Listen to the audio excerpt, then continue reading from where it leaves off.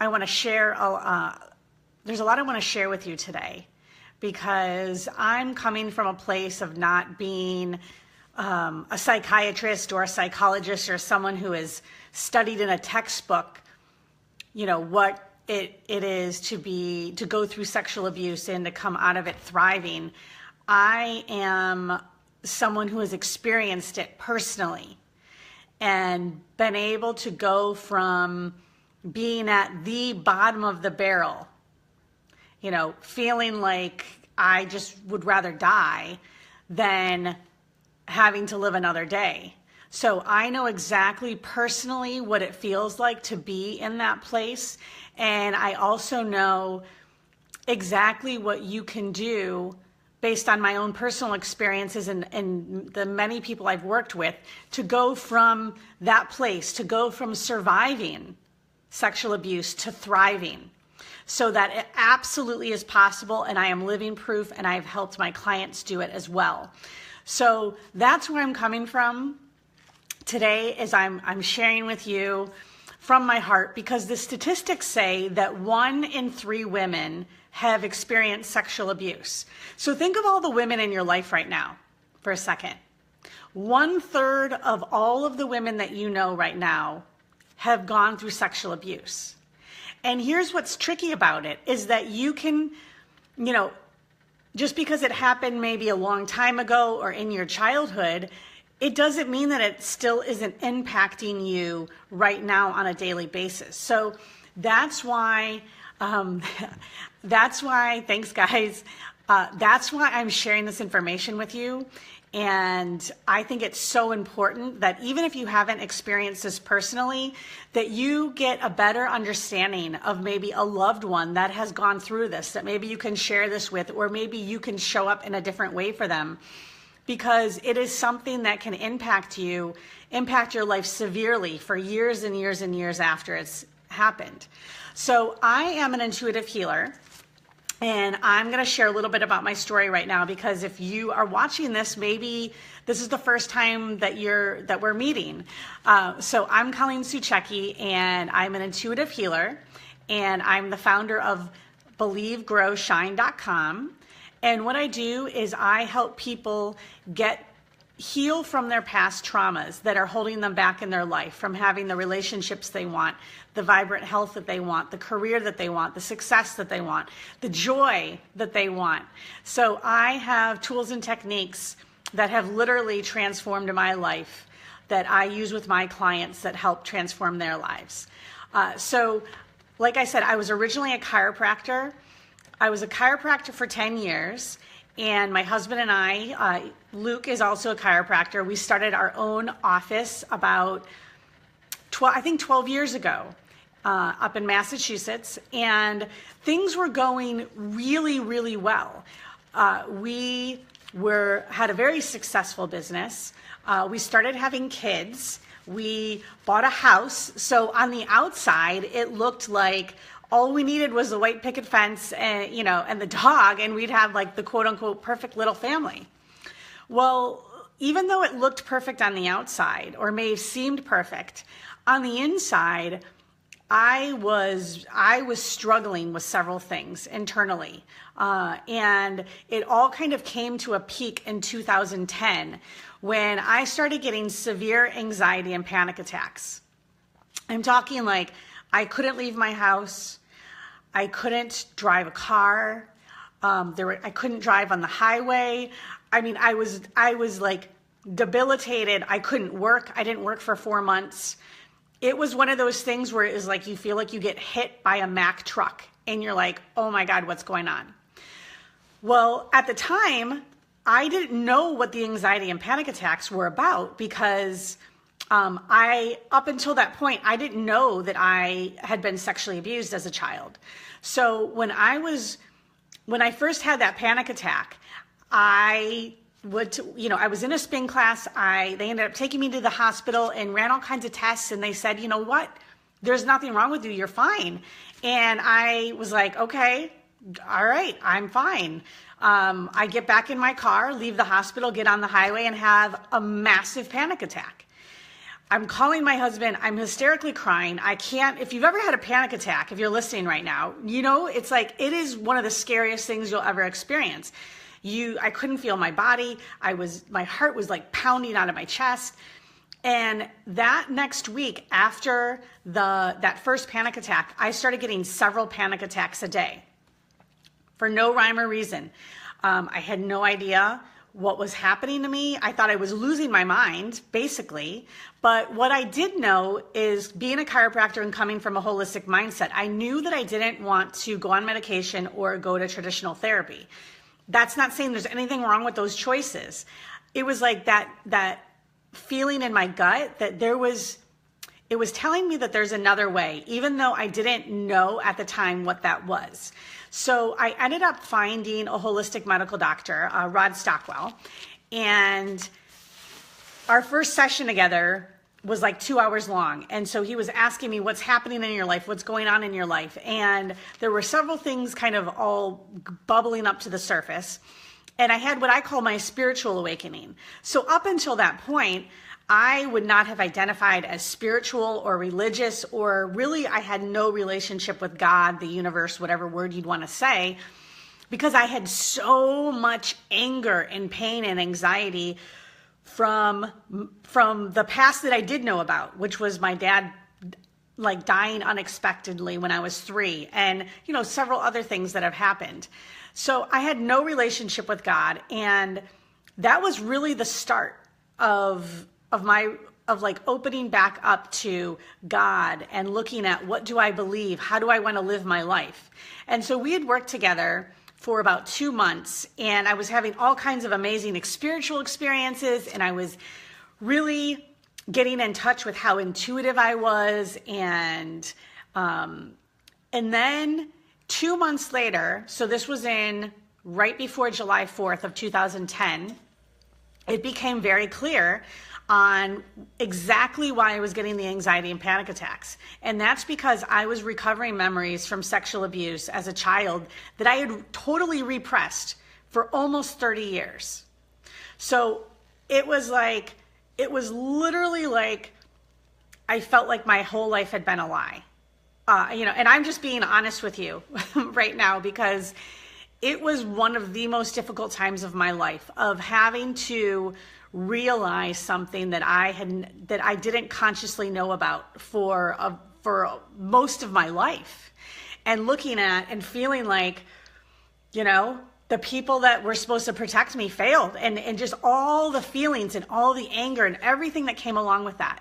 So what I did was Rod started teaching me on how to use his energy technique. So he was using this energy technique on me that helps to rewire the body from your nervous system. And he said, I really want to teach you how to do this on your own. So I said, all right, absolutely. So the same day that he taught me on how to do this technique, that night, literally within 4 hours, I woke up in a complete and utter panic attack. Couldn't breathe. My heart was pounding out of my chest. Couldn't feel my arms or my legs. And I used the technique. So what it is a combination of basically getting your body out of the fight or flight state. And then you use something called muscle testing to identify what is it that has triggered your body into that state. So did all of that stuff. And basically it was just, there was a memory that was coming. It was like a body sensation memory that was coming back to me. I wasn't having visual memories. And as soon as I was able to release it, identify it, and release it, within seconds, I went back to a place of total peace and calm, as if nothing had ever happened. And my husband and I are just looking at each other like, holy shit. Like, this is like a miracle. I can't believe I feel like this right now. So over the course of the next 2 months, I started doing this technique for myself on a daily basis. And really, the technique was really helping me to kind of dig within myself, look within myself, and see what habits and patterns and beliefs had stemmed from the sexual abuse that was completely limiting me in my life, was preventing me from really loving myself, from feeling like I was worth anything, from feeling like I mattered. And so I use these techniques to really be able to kind of like clean out all of the residue, all of the everything that happened from that experience that was holding me back. And when I decided to go back to work, I was a chiropractor for a little bit, and then I really just got in touch with, okay, I've just gone through something and transformed and really changed so much in a short period of time with sexual abuse, something that I know can keep people stuck their whole entire life. And I really felt a passion to be able to share what I've learned and help people that are in that place. So that's where I'm coming from, just so you have a little bit of background. And so the first thing that I want to share is the first secret is about knowing what your triggers are and being able to transform them, not letting them stop you. Okay, so let me just explain and describe to you what I mean by that. So here's what can trigger you. And there can be millions of things that can trigger someone. One thing could be having gone through sexual abuse, could be dating someone. Having sex, that could be a huge trigger. Being intimate in a relationship, so not really sex per se, but more really opening yourself up to another person can be something that's a huge trigger if you've experienced sexual abuse. Speaking up for yourself, having a voice, because it's like, maybe you had the experience where you shared with someone about the sexual abuse, or maybe you kept it secret for years and years and years, or maybe you told someone and no one believed you. So there can be a lot of things that impact your ability to like communicate how you feel and know that what you have to say matters. Going after a job that you want, feeling like that you're worthy, can really also be a trigger. So you can hold back from going after those things because you don't feel, at the core, like you are actually worthy or that you are lovable. So here's the thing is that when someone goes through a trauma, and of course, like in this instance, we're talking about sexual abuse, there are specific things physiologically that happen in your body that I think it's important for you to understand, because this is really helped me tremendously in understanding this. And I kind of like piece this all together. So when you go through that experience, your body will go into that fight or flight state, right? Like the heart races, your body goes numb. So your body goes into survival. It goes into protection. What also happens is that there are specific beliefs that get formed from that experience that were never there before. So a belief could be that there's something wrong with you, that you did something bad, that you're a bad person, that you deserved it, that you're unlovable. There can be beliefs about what it means about like with sex, about like sex or being intimate in that way is bad or dirty or, there's so many things that can really stem from that. So those are connections. There are connections that get made, again, that were never there before. Before that experience, these things were never connected in your nervous system, in your body. And I want to give you like a quick example of this. So remember back to like when you were in high school and you had your high school sweetheart and you were dating them and you were like totally in love. And maybe you had your favorite song that you had together. And then let's say that person breaks up with you and they totally break your heart. And every time after that happens, you hear that song, you start crying or you start feeling sad or you start remembering that person. So there's connections from that experience that in your body connect a song with a person or with a feeling. And if you don't ever heal from that experience, heal from that breakup, then you could be hearing that song until, who knows when, and you could still have that sadness come up. You can still have those feelings of, I wonder what would have happened. Okay, so the good news is that there are ways to disconnect those things that get connected in your body that hold you back.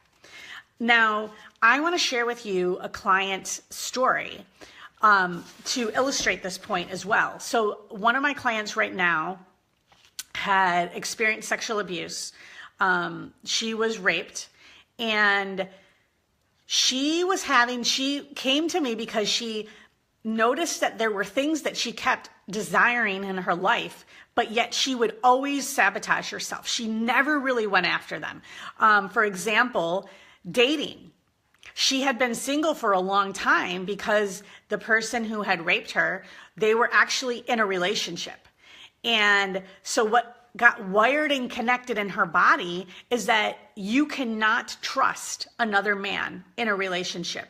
You do not want to open yourself up to that person. You need to protect yourself from that person. And those connections are so strong. And that desire that you have, that protective mechanism, she ended up gaining weight.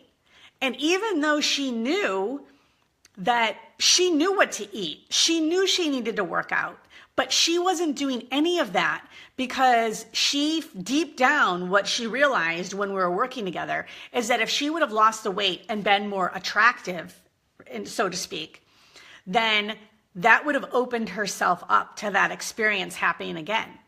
So the past of that experience was still having power over her. It was preventing her from putting herself out there on online dating sites, from really eating well and loving herself and taking care of herself. And it's been so transformational for her what has changed. And I'm actually going to read a brief testimonial from her. So, so well into my journey with Colleen, we were doing some energy work. She asked me if I had been a victim of sexual abuse. I hesitated to answer, but my gut was screaming yes. I had been raped. It was buried so deeply that I had forgotten about it. I even hesitated to label the incident as rape, though it clearly was. Now I remember every aspect of it clear as day, saying no, the smells, the sounds, being steamrolled, hating him, hating myself. The thing is when I think about it, it doesn't have power over me anymore. It happened and it was terrible, but I've moved on. The self-loathing that accompanied that incident was slowly transitioned into self-love. I am a survivor. I was strong enough to recognize that I needed to help, and I sought it out. I tried more traditional therapy for years, but it only worked to a point. I knew I had self-loathing issues, but I couldn't get past them. That's when I ran into Colleen one day after not seeing her for years. 10 minutes of catching up was all it took. I knew she could help. I was tired of listing all the things I wanted in my life, but too afraid to get, and I was stuck. After working with Colleen, I felt free. Self-loathing had slowly transitioned into self-love, and I was able to break through the dozens of walls that I had constructed for self-preservation. Thanks to my hard work and dedication, I recently started to date again. Crafting an online profile was a cathartic experience for me. It finally hit home to me that I was a strong, brave, powerful, and intuitive woman. Those words I would have never said, much less thought, several months ago. My friends and family have noticed a change in me as well. No longer am I the woman who is avoiding fun and just going along with the flow to make others like and accept me. No longer am I the woman who lets men get away from bullying me at work. I've learned to stand up for myself and my needs in a powerful yet respectful way. You have to want this. It's hard work, and you have to open yourself up to your pain. That being said, the rewards are incredible. It's the best thing I ever did. So I want to just share that with you because it makes me want to burst wide open because the transformation that is possible is amazing. And like she had said, she had done therapy, and a lot of my clients have gone through therapy. And I'm not saying there's anything wrong with therapy. There's actually I believe therapy can absolutely benefit many, many people and can get you to a point, but then you can reach a point where you hit a plateau. And the reason is because when you are talking about things and processing them and working through them, there's a part of it that you will be able to heal. But there will also be a part of it that is beneath the surface where, again, those connections have been made in your nervous system where talking about them is not going to change them. Okay, so being able to recognize that and know that there are other alternatives out there to be able to help you if you've hit that plateau, I want to make sure that everyone knows that and everyone realizes that. So other triggers can be when you feel out of control in your life. So everything is like great and works up to a certain point, as long as it's according to your plan. And then when it all, like when the plan kind of like all hell breaks loose, that's when you get super triggered and you can have an experience where it's like the end of the world, or it feels like the end of the world because you're out of control. And what happens in that specific moment is that you revert back to the age that you were when the trauma happened. Okay, I want you to really understand this, right? And this is really, really important, is when you get triggered, whether it's going out and dating again, or sex, or being in an intimate relationship again when you've had traumas in those experiences, your body emotionally, you're going to revert back to the pain that you felt when that trauma happened. And it's going to, like, you're going to have everything in your body and in your mind telling you, don't do this. This is not safe. Okay. And if you don't realize what's really happening and end up listening to those things, you're going to keep creating the same experiences in your life over and over again. And you're never going to really get to a point where you're living your life joyfully. It's going to be survival. Okay. So the next secret that I want to share with you is around being your true self, around being authentic. And this can be easier said than done. So being your true self and being authentic and being vulnerable is really about bringing down all the walls that you had put up to protect yourself. Really letting people see the true you. And like my client had said, instead of just going along with the flow and just saying, you know, I'm going to just do whatever, what everyone else wants because I just want to be liked and accepted. I know that. I've done that a million times. Or when you show up differently depending on who you're around. So you put on this mask with these people and that mask with these other people. And that just keeps you safe and protected because if you never really have to show anyone who you really are and your true authentic self, then you get to keep it safe. You're playing it safe. And that's not coming from a judgmental place. That's coming from a truth and you know what? And if you want to do that, then that's okay too. But what I found is that if you want to live joyfully, if you want to thrive, then pulling down those walls and putting down those masks are one of the secrets to being able to do that. And that's been one of my most challenging things ever, is putting down those masks. But I've been able to do it. And when I do, and when I show people the true, real me, the love and the joy that I feel is unlike anything I've ever felt before. Okay, secret number 3, and I'm just checking time. Okay, so secret number 3 is consistently stretching yourself out of your comfort zone. So I want to share a quick story with you.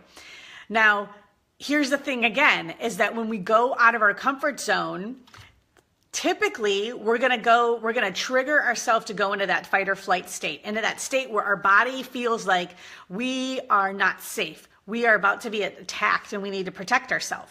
Well, for me personally, one of my biggest triggers has been flying on an airplane. So this may make no sense to some people and it doesn't matter, but for me, what that triggered was feeling trapped, feeling out of control. thanks, Dane. It triggered in me feeling like I was totally out of control. And it was such a powerful trigger that the anxiety that I would have around getting, like, flying and getting on a plane would be to the point sometimes where it's like, I would rather die. Like, seriously, I'm not exaggerating. Like, I'd rather die than feel what I'm feeling right now. And my most recent trip, a couple weeks ago, I've flown many times. It's like over 50 times I think I've flown since I recovered the memories of sexual abuse, where this became a trigger for me.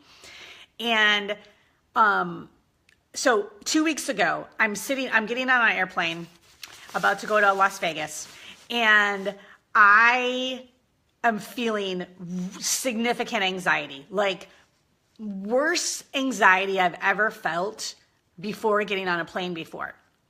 And I had like this pit in my stomach. I felt like I was going to throw up. And we're boarding the plane, and I kept having this feeling inside of me of just like, do not do this. Don't get on the plane. You know, this is going to be awful. And it was like paralyzing.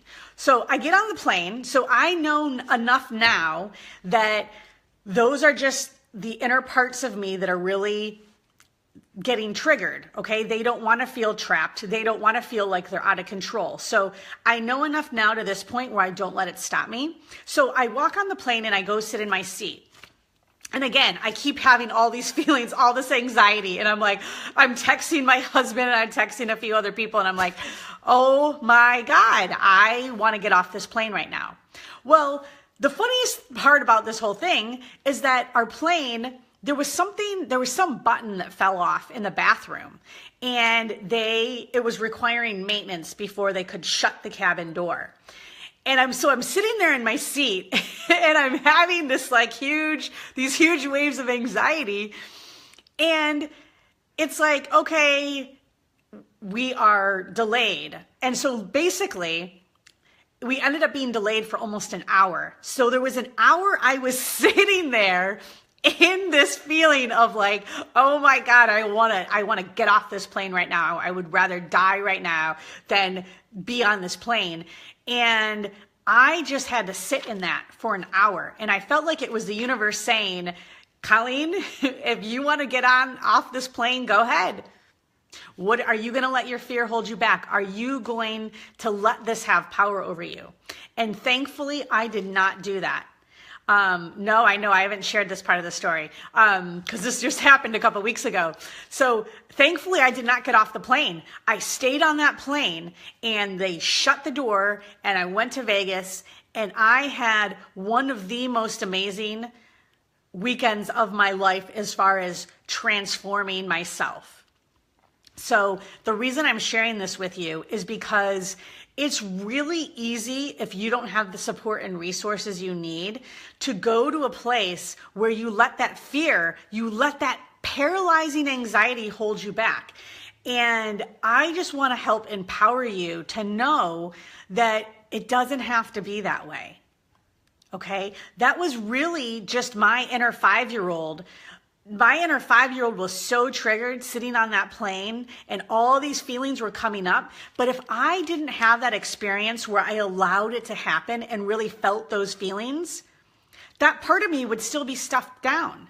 So I was actually able to release and heal another part of me because I had the resources and the tools and the courage to be able to sit in those feelings, as overwhelming and as overwhelming as it was and as it felt. And I just want to let you know that when you cannot stay in your comfort zone and continue to make choices that are only feeling comfortable for you and grow and thrive and live joyfully. Because when you're doing that, the fear still has power over you. That past experience of the sexual abuse still has power over you.